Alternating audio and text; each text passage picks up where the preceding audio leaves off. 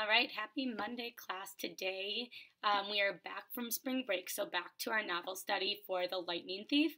We are on chapter 6, but before we get started, I want you guys to be thinking about what do you remember from last time we read this story? So far, what do we know has happened? So take a few seconds just to kind of remember some of those events. So we know that Percy Jackson was at school, and he started to notice some weird things happening. His teacher turned into another creature, and he had to fight her. And he was just starting to realize, he overheard some conversations. He started to realize that he was different, but he still didn't really understand what was different about him. So then, keep going forward a little bit. He goes home, and he and his mom go to Montauk. And on their way to Montauk, they run into a few challenges. They end up having to run away from their car that's struck by lightning, and they're going to camp. But he doesn't really understand what summer camp is yet. On his way to camp, he defeats the Minotaur, and then his mom vanishes. So now he's at summer camp, and he's still a little bit confused, but we're starting to learn a little bit more about what's going on and who Percy Jackson is. So with that being said, I'm going to pull up a different document on this page. So you're going to start to notice this week that some of the Greek gods and goddesses are going to be mentioned in the chapter. So I just wanted to give you guys this little chart. I'm going to put it in your file every day. So every day when you get all your classwork and this video and your chapters, I'm also going to include this material in there so that you guys can be looking at it as you are reading or before or after you're reading. One of the questions I want you to be thinking about is, who is Percy Jackson related to? Who of these gods and goddesses, if any, is Percy Jackson related to? So you can be looking over this and kind of starting to make your predictions based on that this week as we're reading each day. So again, we already started to learn a little bit about some Greek gods and goddesses. They talked about Cronus earlier. They've mentioned Dionysus, although I don't see him on here. They've mentioned Dionysus, and they've mentioned some other Greek god and goddesses, and they'll continue to mention those throughout this week. So as we're reading this week, you can kind of refer back to this chart if you want to. Today, we kind of have to think back to chapter 1. So today our focus is comparing and contrasting, which we've practiced a lot this year already. So you can look through the notes for comparing and contrasting as we're going through this chapter today. But our goal for today, or our objective for today, is compare and contrast Percy's confrontation with Clarisse in chapter 6 to his confrontation with Nancy in chapter 1. So you kind of have to think back to chapter 1 and what happened in chapter 1 with Nancy. If you remember, Nancy Bubblefoot was the girl in chapter 1 who was kind of picking on his friend, on Grover. So we're going to compare by talking about how the encounter with Nancy Bubblefoot is similar to his encounter with Clarisse, and how his encounter with Nancy Bubblefoot is different than it is with Clarisse. So your steps down here for criteria for success are: mark up the question, determine if you are comparing or contrasting, or both. As you read, underline or highlight the similarities or differences that you see, and then type the underlined information in the correct boxes. So I did an example here just of what I already know about Grover and Percy. So it says compare and contrast the two characters, Grover and Percy. So first thing I did was I marked up my question. I underlined compare, I underlined contrast, and then I underlined Grover and Percy. Then I determined if I was comparing, contrasting, or both. In this one, I'm doing both. So I put that off to the side in my parentheses. Now, as you read, underline or highlight the similarities or differences you see. So you would go through the chapters from today and underline or highlight any of the similarities or differerences that you would see. I did that on my own, and then I typed it in here. So for what I said about they were similar, what is different about them. So my contrasting boxes are these two, the ones that just say their names. So Grover is a satyr. Percy is not, so I put that on this side. He is a keeper, and he was sent to New York to protect Percy from evil. Those are the things that are just about Grover. The things that were just about Percy, I said he's a half-blood. He lived in New York, and Percy stood up for Grover at school. There we go. So those are just about Percy. Now these are the things that I would compare about them. They're both living at summer camp, so now they're both at summer camp together. They both got into a fight with a minotaur. They were both students at Yancey Academy. They're not anymore, but they both used to be. And they're both friends of Chiron. So that's how I did my comparing and contrasting. Now, something new this week that you'll notice is when you pull up this video, I learned how to do it so that it's all in the same assignment. So in the same assignment, you'll pull up this document that says Day 141, Lightning Thief, Notes, Chapter, and Classwork. Now, down at the bottom, I'm going to include Chapter 6, and I'm also going to include Chapter 1, so you can see the encounter with Nancy Bobofit as well.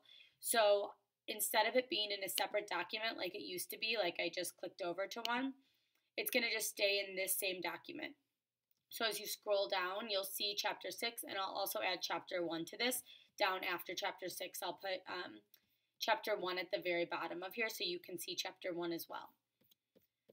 All right, so now that we know what our focus is for today, comparing and contrasting, I want you to be thinking about that as we're reading today. I'm not going to stop and do an example, although I will stop and ask some questions for you to be thinking about as we're reading. Your example is right here that you can look at. When we're done reading, you're going to fill in your box down here. So we'll come back to this at the end of the chapter so that we can talk about it again before you guys do it on your own. All right, so we are on to Chapter 6.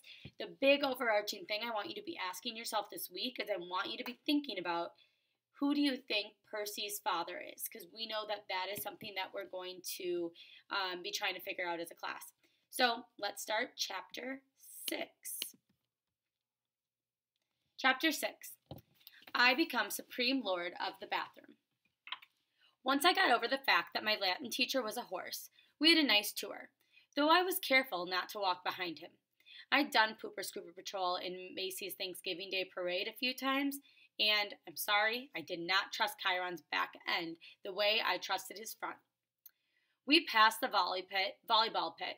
Several of the campers nudged each other. One pointed to the minotaur horn I was carrying. Another said, "That's him." Most of the campers were older than me.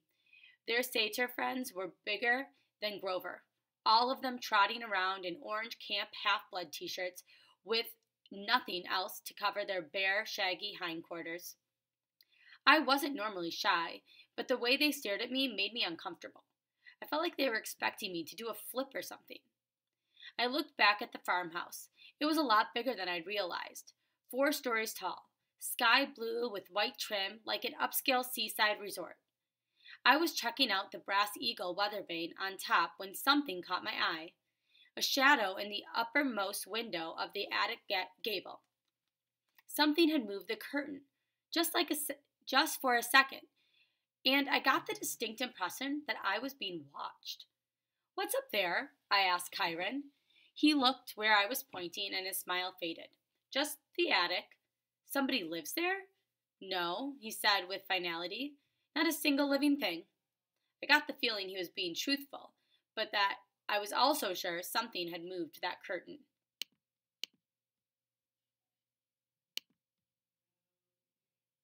Sorry. "Come along, Percy," Chiron said, his light-hearted tone now a little forced. "Lots to see." We walked through the strawberry fields where campers were picking bushels of berries, while a satyr played a tune on a reed pipe. Chiron told me the camp grew a nice crop for export to New York restaurants and Mountain Olympus. "It pays our expenses," he explained, "and the strawberries take almost no effort." He said Mr. D had this effect on fruit-bearing plants. They just went crazy when he was around. It worked best with the wine grapes, but Mr. D was restricted from growing those, so he grew strawberries instead. I watched the satyr play his pipe. His music was causing lines of bugs to leave the strawberry patch in every direction, like refugees fleeing a fire. I wondered if Grover could work that kind of magic with music. I wondered if he was still inside the farmhouse, getting chewed out by Mr. D. "Grover won't get into too much trouble, will he?" I asked Chiron. "I mean, he was a good protector, really." Chiron sighed. He shed his tweed jacket and draped it over his horse's back like a saddle. "Grover has big dreams, Percy. perhaps bigger than are reasonable. To reach his goal, he must first demonstrate great courage by succeeding as a keeper, finding a new camper and bringing him safely to Half Blood Hill. But he did that. I might agree with you, Chiron said, but it is not my place to judge. Dionysus and the Council of Cloven Elders must decide. I'm afraid they might not see this assignment as a success. After all, Grover lost you in New York.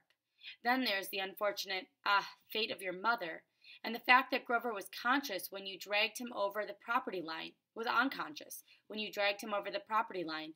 The council might question whether this shows any courage on Grover's part. I wanted to protest. None of what happened was Grover's fault. I also felt really guilty. If I hadn't given Grover the slip at the bus station, he might not have gotten in trouble.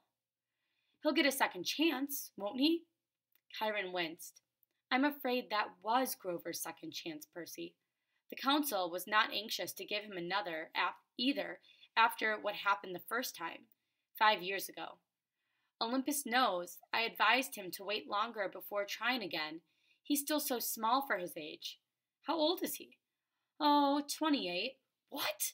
And he's in 6th grade? Satyrs mature half as fast as those of humans, Percy. Grover has been the equivalent of a middle school student for the past 6 years. That's horrible. Quite, Chiron agreed. At any rate, Grover is a late bloomer, even by satyr standards, and not very accomplished at woodland magic. Alas, he was anxious to pursue his dream. Perhaps now he will find another career. That's not fair, I said. What happened the first time? Was it really so bad? Chiron looked away quickly. Let's move along, shall we? But I wasn't quite ready to let the subject drop. Something occurred to me when Chiron talked about my mother's fate, as if he were intentionally avoiding the word death. The beginnings of an idea, a tiny, hopeful fire, started forming in my mind. Chiron, I said, if the gods and Olympus and all that real, yes, child, does that mean the underworld is real too? Chiron's expression darkened. Yes, child. He paused as if choosing his words carefully. There's a place where spirits go after death. But for now, until we know more, I would urge you to put that out of your mind. What do you mean, until we know more? Come, Percy, let's see the woods. As we got closer, I realized how huge the forest was. It took up at least a quarter of the valley, with trees so tall and thick you could imagine nobody had been there since the Native Americans. Chiron said, the woods are stocked. If you care to try your luck, but go armed. Stocked with what? I asked. Armed with what? You'll see. Capture the flag is Friday night.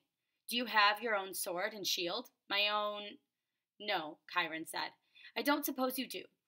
I think a size 5 will do. I'll visit the armory later. I wanted to ask what kind of summer camp had an armory, but there was too much else to think about. So the tour continued. We saw the archery range, the canoeing lake, the stables, which Chiron didn't seem to like very much, the javelin range, the sing-along amphitheater, the arena where Chiron said that they held sword and spear fights. Sword and spear fights, I asked. Cabin challenges and all that, he explained. Not lethal, usually. Oh, yes, and there's the mess hall. Chiron pointed to an outdoor pavilion framed in white Grecian columns on a hill overlooking the sea. There were dozens of stone picnic tables, no roof, no walls. What do you do when it rains? I asked. Chiron looked up at me as if I'd gone a little weird. We still have to eat, don't we? I decided to drop the subject. Finally, he showed me the cabins. There were 12 of them, nestled in the woods by the lake. They were arranged in a U, with 2 at the base and 5 in a row on either side. They were without a doubt the most bizarre collection of buildings I'd ever seen, except for the fact that each had a large brass number above the door, odds on the left side, evens on the right. They looked absolutely nothing alike. Number 9 had smokestacks, like a tiny factory. Number 4 had tomato vines on the walls and a roof made out of real grass. 7 seemed to be made of solid gold, which gleamed so much in the sunlight it was almost impossible to look at.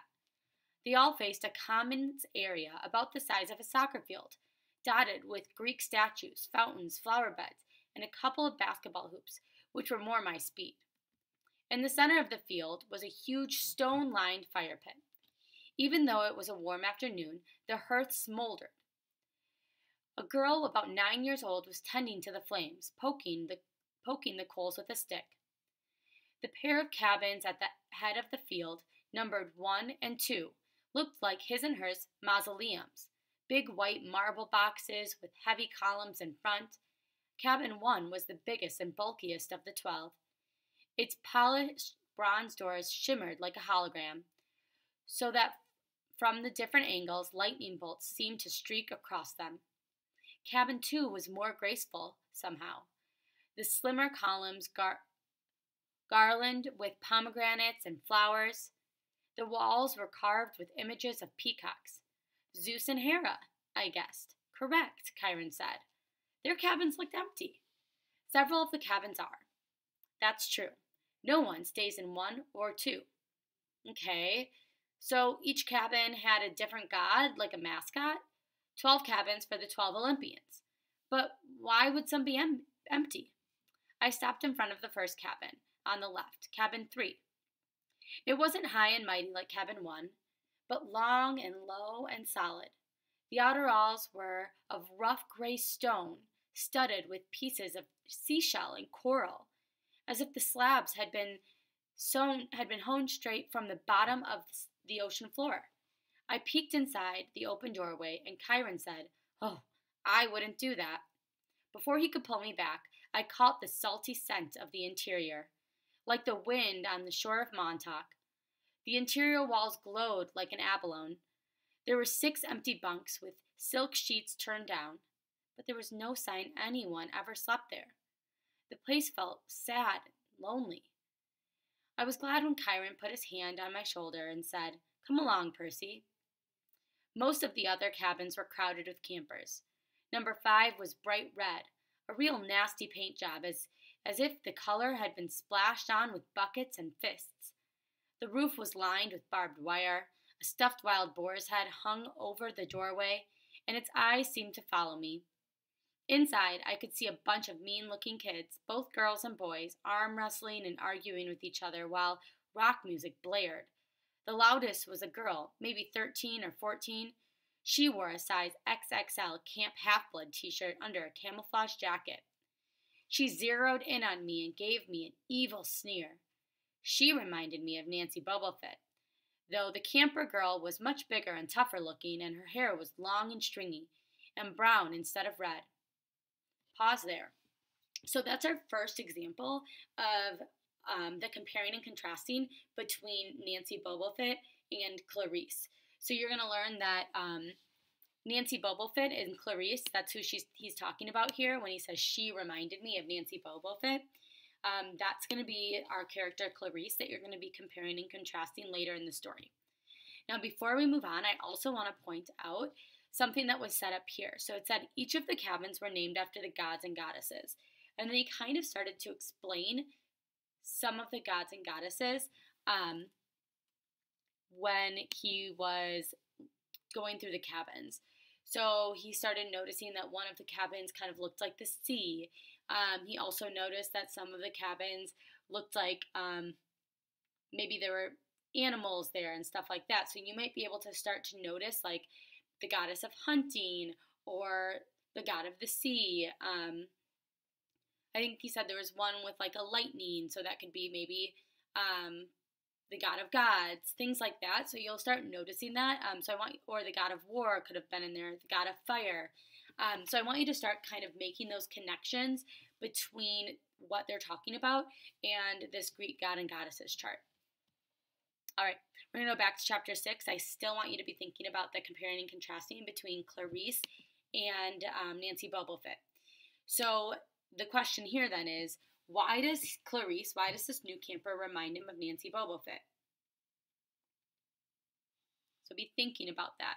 So the differences are already here. Her hair was long and stringy and brown instead of red. So Clarice's hair was brown and stringy, whereas Nancy Bobofit's hair was red. So those are our differences. That's contrasting. So you could already add that to your chart. Oops. You could already add that to your chart right here. Nancy Bobofit, she has red hair. She has brown hair. So that's what you would type in there, just like that. All right, we're going to keep going. I kept walking to steer clear of Chiron's hooves. We haven't seen any other centaurs, I observed. No, said Chiron sadly. My kinsmen are a wild and barbaric folk, I'm afraid. You might encounter them in the wilderness or at major sporting events, but you won't find any here. You said your name was Chiron. Are you really? He smiled down at me. The Chiron from the stories? Trainer of Hercules and all that? Yes, I am. Yes, Percy, I am. But shouldn't you be dead? Chiron paused as the question intrigued him. I honestly don't know about should be. The truth is, I can't be dead. You see, eons ago, the gods granted my wish. I could continue the work I loved. I could be a teacher of heroes as long as humanity needed me. I gained much from that wish, and I gave up much. I'm still here, so I can only assume I'm still needed. I thought about being a teacher for 3,000 years. It wouldn't have made my top 10 things to wish for list. Doesn't it ever get boring? No, he said. Horribly depressing at times, but never boring. Why depressing? Chiron seemed to turn, hard of hearing again. Oh, look, he said. Annabeth's waiting for us. So I want you to pause and think. Why do you think Chiron keeps ignoring some of Percy's questions? He ignored that question. He also kind of ignored the question or like the talking about death of his mother. Like he keeps ignoring talking about that. And now he's ignoring the question about why it's depressing. So keep that in mind as we're reading because we might learn more about that later. All right, we're going to keep going. I got to move this up. So if you remember Annabeth was the girl earlier in the story when he first got to summer camp. So we're going to learn a little bit more about her in the story as well. She's going to become kind of a main character for a little while in the story. Oops. The blonde girl I met at the big house was reading a book in front of the last cabin on the left, number 11. When we reached her, she looked me over critically, like she was still thinking about how much I drooled. I tried to see what she was reading, but I couldn't make out the title. I thought my dyslexia was acting up. Then I realized the title wasn't even in English.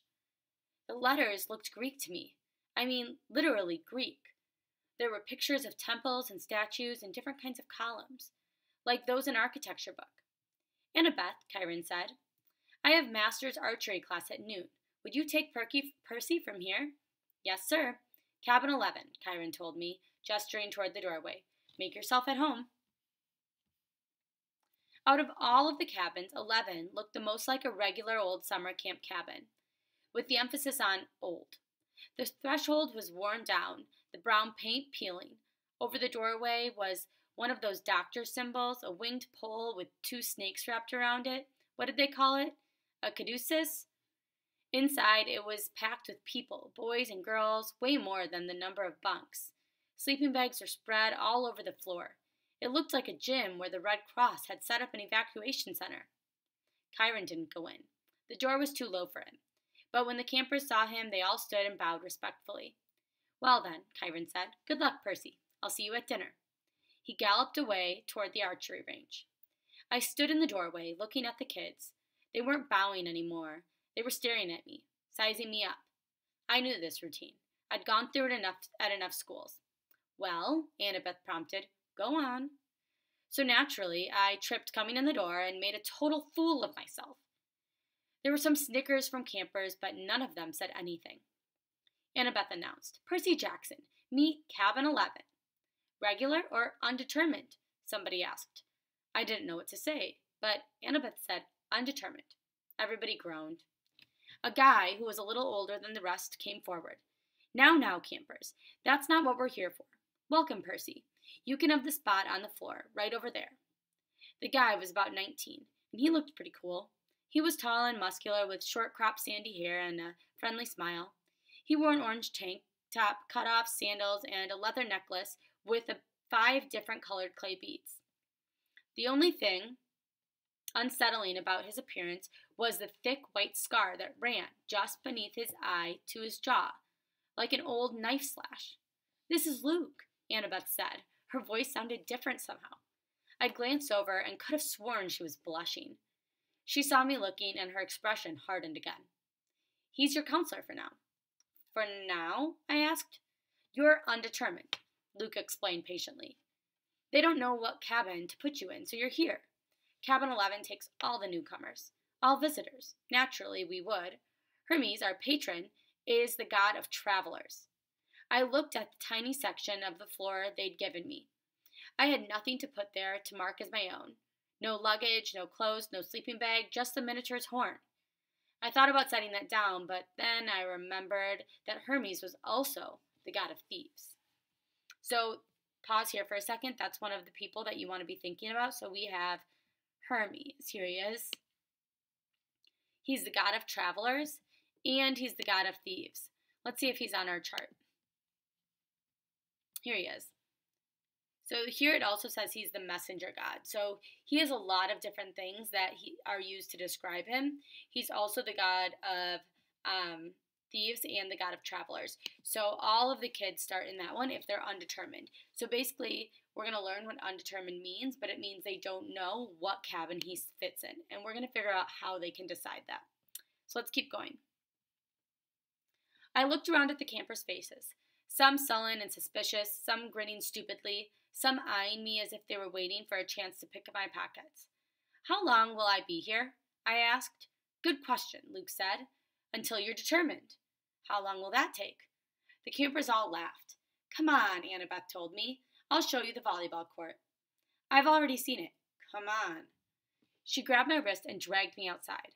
I could hear the kids in the cabin 11 laughing behind me. When we were a few feet away, Annabeth said, "Jackson, you have to do better than that." "What?" She rolled her eyes and mumbled under her breath. "I can't believe I thought you were the one. What's your problem?" I was getting angry now. "All I know is I kill some bull guy." "Don't talk like that," Annabeth told me.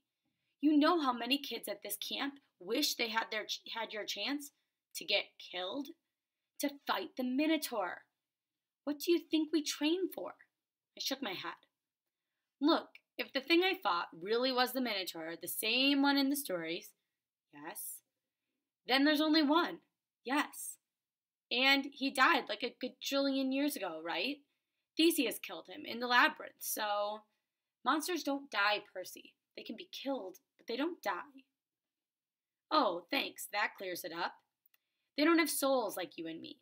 You can dispel them for a while, maybe even a whole lifetime if you're lucky. But they are primal forces. Chiron calls them archetypes. Eventually, they reform." I thought about Mrs. Dodds. "You mean if I killed one accidentally with a sword?" Your math teacher?" "That's right. She's still out there. You just made her very, very mad." "How did you know about Mrs. Dodds?" "You talk in your sleep. You almost called her something. A fury. They're Hades torturers, right?" Annabeth glanced nervously at the ground, as if she expected it to open up and swallow her. "You shouldn't call them by name. Even here, we call them the kindly ones, if we have to speak of them at all. Look, is there anything we can say without it thundering?" I sounded whiny, even to myself, but right then I didn't care. Why do I have to stay in cabin 11 anyway? Why is everybody so crowded together? There are plenty of bunks right over there.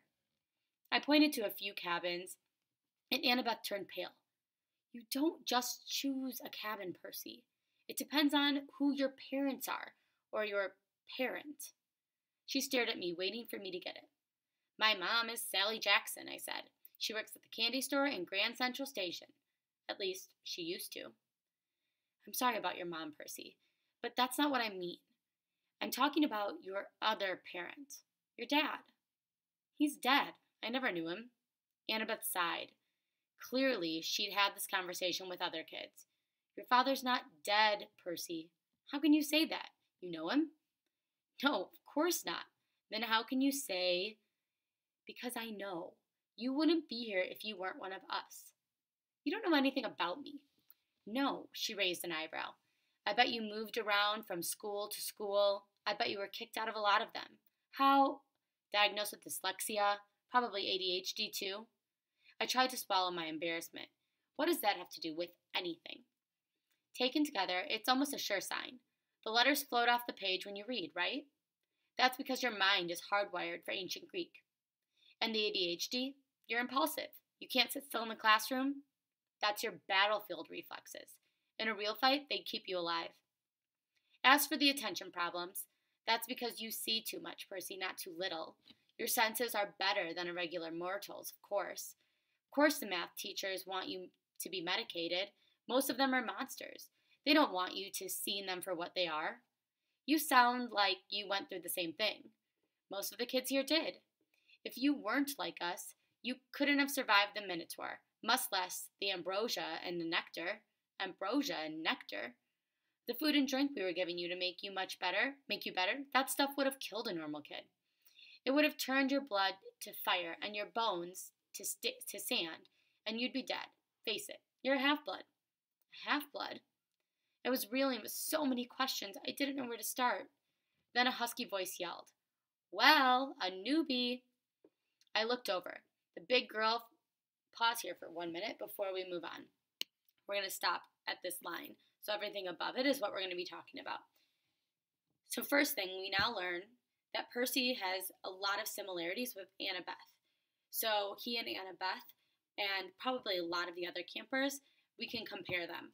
So one thing that we can compare them with is that it says right here. Everything she said here is similar about both of them. We know this because Percy talked about this in the beginning of the story. The letters were floating off the page when you see them. He has ADHD, and then also dyslexia. So all of those things were similar about both him and Annabeth. The other thing that was similar was she said up here, you've probably been kicked out of schools before, and things like that. Where was that? Now I need to find it. I bet you've moved around from school to school. I bet you were kicked out of a lot of them. And then going down here, she says, sound like you went through the same thing as us here. Most of the kids here did.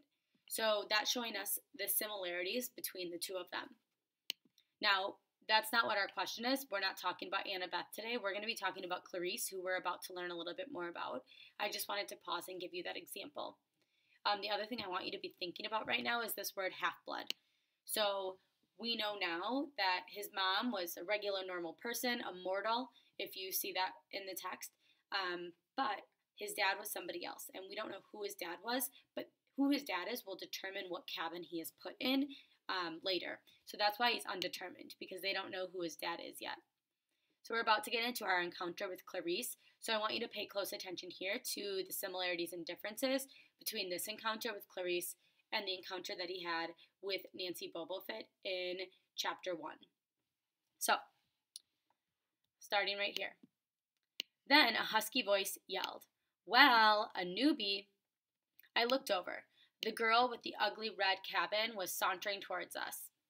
She had 3 other girls behind her, all big and ugly and mean, looking like her, all wearing camo jackets.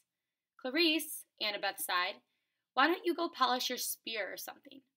Sure, Miss Princess, the big girl said, so I can run you through it with it on Friday night. Eri es kokoras, Annabeth said, which I somehow understood was Greek for go to the crows. Though I had a feeling it was a worse curse word than it sounded. You don't stand a chance. We'll pulverize you, Clarice said. Her eye twitched. Perhaps she wasn't sure she could follow through on the threat. She turned towards me. Who's this little runt? Percy Jackson, Annabeth said. Meet Clarice, daughter of Ares. I blinked, like the war god. Clarice sneered. You've got a problem with that? No, I said, recovering my wits. That explains the bad spell. Clarice growled. We've got an initiation ceremony for newbies, Percy. Whatever. Come on, I'll show you. Clarice, Annabeth tried to say. Stay out of it, wise girl. Annabeth looked pained, but she didn't stay out of it, and I didn't really want her help. I was the new kid. I had to earn my own rep. I handed Annabeth my Minotaur horn and got ready to fight, but before I knew it, Clarice had me by the neck and was dragging me towards a cinder block building that I knew immediately was the bathroom. So already I can be thinking about how is this encounter different than his encounter with Nancy Bobofit. Did Nancy Bobofit do something similar like this, or was it different from this? Let's keep going. I was kicking and punching. I had been in plenty of fights before, but this big girl, Clarice, had hands like iron. She dragged me into the girls' bathroom. There was a line of toilets, one on one side, and a line of shower stalls down the other. It smelled just like any public bathroom, and I was thinking, as much as I could think with Clarice ripping my hair out, that if this place belonged to the gods, they should have been able to afford classier Johns. Clarice's friends were laughing, and I was trying to find the strength I'd used to fight the Minotaur, but it just wasn't there. Like he's big three material, Clarice said as she pushed me toward one of the toilets. Yeah, right. Minotaur probably fell over laughing. He was so stupid looking. Her friend snickered. Annabeth stood in the corner watching through her fingers. Clarice bent me over on my knees and started pushing my head toward the toilet bowl. It reeked like rusted pipes. Well, like what goes into toilets. I strained to keep my head up. I was looking at the scummy water, thinking, I will not go into that, I won't. Then something happened. I felt a tug in the pit of my stomach. I heard the plumbing rumble, the pipe shudder. Clarice's grip on my hair loosened. Water shot out of the toilet, making an arc straight over my head. And the next thing I knew, I was sprawled on the bathroom tiles with Clarice screaming behind me. I turned just as it blasted out of the toilet, hitting Clarice straight in the face so hard it pushed her down onto her butt. The water stayed on her like that spray from a fire hose, pushing her backward into the shower stall. She struggled, gasping, and her friends started coming toward her. But then the other toilets exploded too, and 6 more streams of toilet water blasted them back. The showers acted up too, and together all the fixtures sprayed the camouflage girls right out of the bathroom, spinning them around like pieces of garbage being washed away. As soon as they were out the door, I felt a tug in my gut lessen, and the water shut off quickly as it started. The entire bathroom was flooded. Annabeth hadn't been spared. She was dripping wet, but she hadn't been pushed out the door. She was standing in exactly the same place, staring at me, in shock. I looked down and I realized I was sitting on the only dry spot in the whole room. There was a circle of dry floor around me. I didn't have one drop of water on my clothes. Nothing. I stood up, my legs shaky. Annabeth said, How did you? I don't know. We walked over to the door. Outside, Clarice and her friends were sprawled in the mud, and a bunch of other campers had gathered around to gawk. Clarice's hair was flattened across her face. Her camouflage jacket was sopping, and she smelled like sewage. She gave me a look of absolute hatred. You're dead, new boy. You are totally dead. I probably should have let it go, but I said, You want to gargle with toilet water again, Clarice? Close your mouth. Her friends had to hold back. Had to hold her back. They dragged her to cabin 5, while the other campers made way to avoid her flailing feet. Annabeth stared at me. I couldn't tell whether she was grossed out or angry at me for dousing her with water. What? I demanded. What are you thinking? I'm thinking, she said, that I want you on my team for Capture the Flag. Pause there. So that's the end of the chapter. So, first of all, this is already seeing lots of similarities and differences between the encounter with Clarice and the encounter with Annabeth in chapter 1. I want you to think back to chapter 1, and I'm going to post it, like I said, underneath this chapter in this same document, so that when you go and click into the document of day 141, you'll find chapter 6 and chapter 1. I'm also going to highlight the encounter with Clarice, so you know where to look back to, and then I'll also highlight the encounter with Annabeth, or sorry, not Annabeth, with Nancy Bobofit, so that you can figure out what was similar about those interactions and what was different, because in both interactions they were fighting. In both interactions they were having arguments, but what they were having arguments was different, and how they were having arguments was very different too. So that's what I want you to be thinking about. So again, I'm going to highlight all of this in this document, sorry. And then I'm going to add in chapter 1 and highlight that for you as well, so that you can look back and do your comparing and contrasting.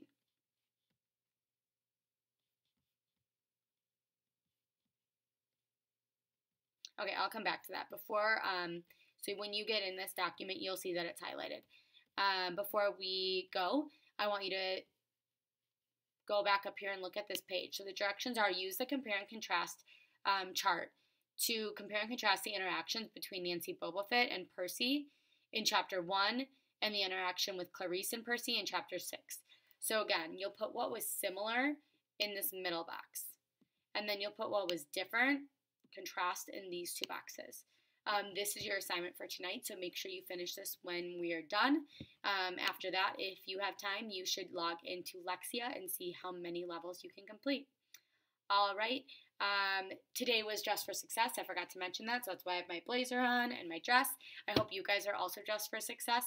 Tomorrow is sports teams, so make sure you are dressing up like your sports team for tomorrow, and I can't wait to see how you do on this chart. See you tomorrow. Bye.